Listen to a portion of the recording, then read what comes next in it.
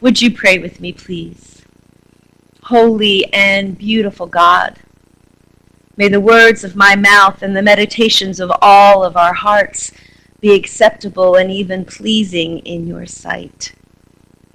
And may your Spirit be at work in us each and all to bring us deeper into the ways of justice and of love. Amen. The fire and smoke atop Mount Sinai, the booming voice, it got the people's attention. The exorcism, the healings, the proclaiming of God's kingdom, confrontations with scribes and Pharisees and Sadducees, the authoritative and startling teachings caught the attention of the Galileans and the other people of Israel in first century Rome. But could they stay when it got hard? When their expectations were not fulfilled? When the longings they had didn't seem to be met? They wanted to be in control, to know what's going on. And this is not attentiveness. What is it to be attentive to God? And how in the world do we pull it off? Sometimes the people of God look elsewhere. I mean, when there's a big theophany going on, they know it's on the mountain, and they watch somebody go up, and they hope that the person will come down and tell them what to do. But when nobody's telling them what to do, they go looking someplace else. The people of Jesus' time had different but set ideas about what a Messiah should be. A prevalent one was somebody like King David, right? Military power, somebody to come and kick Rome out. That's what a Messiah does. How do we pay attention to what is actually happening, not just what we expect or what we want? So a lot of you know my dad was an English teacher. So I was raised with Shakespeare and Yeats whispered in my ear. And one of my dad's dreams for me was that I become a writer. And he would tell me what was involved. And the thing he loved to quote the most was Henry James, who said, "Be one on whom nothing is lost." Every time Dad said that, I thought, can't do it. My brain, my being, doesn't take in everything. Like, do you know the people who notice everything? Right? Like my ex-husband would know when there was a truck going over the highway that he was driving under, watching to see if the truck was going to fall on us. Right? And I'd be like, what truck? So I miss a lot of things.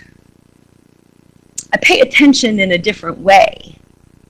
It tends to be stiller and more focused. I can't tell you the date that something happened. I can tell you how I felt.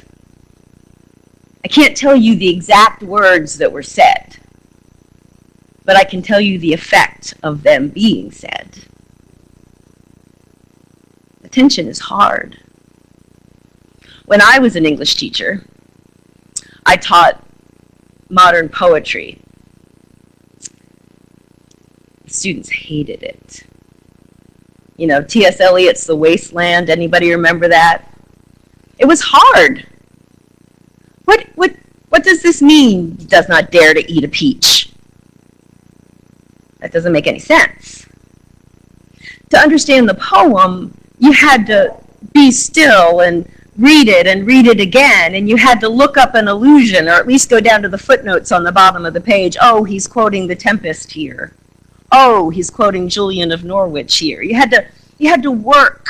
You had to stay with it. It wasn't only pretty sounding words.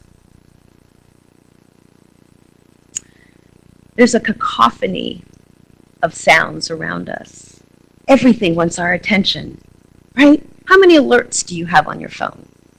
How many of them are dumb things? Kroger telling you to clip your coupons. Coupons are very helpful. I like it if you just give me a good price, but never mind. But do I have to be interrupted all the time because they're coupons or there's a sale over here? Even the New York Times alerts. I'm not in a state to know that information yet. Thank you, phone. And then there are all the things that distract us, that don't really offer us anything. You know, Candy Crush might be great for a little while. It might help you manage your anxiety so you can come back and deal with the world again. But an hour and a half of Candy Crush where you find yourself buying lollipops to hammer something with is not good. How do we give our attention to the right place? So, you know, I was supposed to have time off last week. Didn't work so much. But I did take a day away. And I went up to Cleveland. And I went to the art museum. It was the best thing I could possibly have done. Now, some of you might rather put a knife in your eye than have to spend a day in an art museum. But for me, it was brilliant. It stilled everything. And I was just there. I'd stand in front of a painting and see what it was going to offer me. See what effect it had. I was showing up present as me, and the painting was there with everything it had to offer. And it was gorgeous. There was one moment when I was looking at this Anselm Kiefer. I don't know if you know him, but he's a German painter, and he deals with Holocaust themes a lot, so it's heavy. He also uses a lot of texture in his painting. So after I took a picture of it straight on, I went to the side and took a picture of it because there's paper jutting out. I love that texture, you know, like on a Van Gogh where it's thick. Okay. And the museum guard came up to me. I thought, oh no, I'm in trouble again. I always get too close. But no. He said, can I ask you a question? Why'd you take a sideways picture? And I told him why. And he got this grin on his face. And he said, do you know how they made that picture? A painting. He said, well, after he did this, apparently they took a forklift and drove it over the painting. You could actually see tire tracks if you got up close.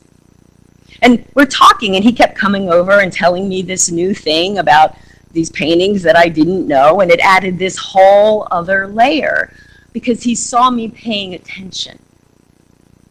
He could tell that I wanted to go deeper and know more. Do you think it might be that way a little bit with God? We spend a lot of time running around like chickens with heads cut off. Or maybe it's just me. But as I look around, it seems like there are a lot of headless chickens. But when we are still, when we open up the scriptures and say a prayer, not because we want to find the thing we know we're right about, but because we want to hear God speaking, when we still ourselves, we hold that cup of something hot in our hands in the morning, and we just sit, present, coming awake, open to whatever God has to offer. When we're on a walk, astonished at the beauty around us, and the cacophony of shoulds and problems is stilled, God sees us paying attention. God sees a way in. God starts to whisper. Hi,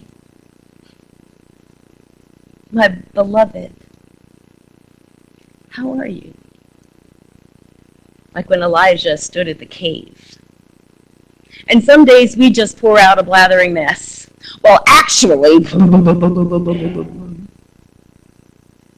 other days, I don't really know.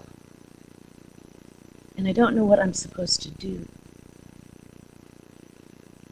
And if we just say that and we get up and we leave, or we expect God to immediately set a bush on fire and speak clearly, we miss it.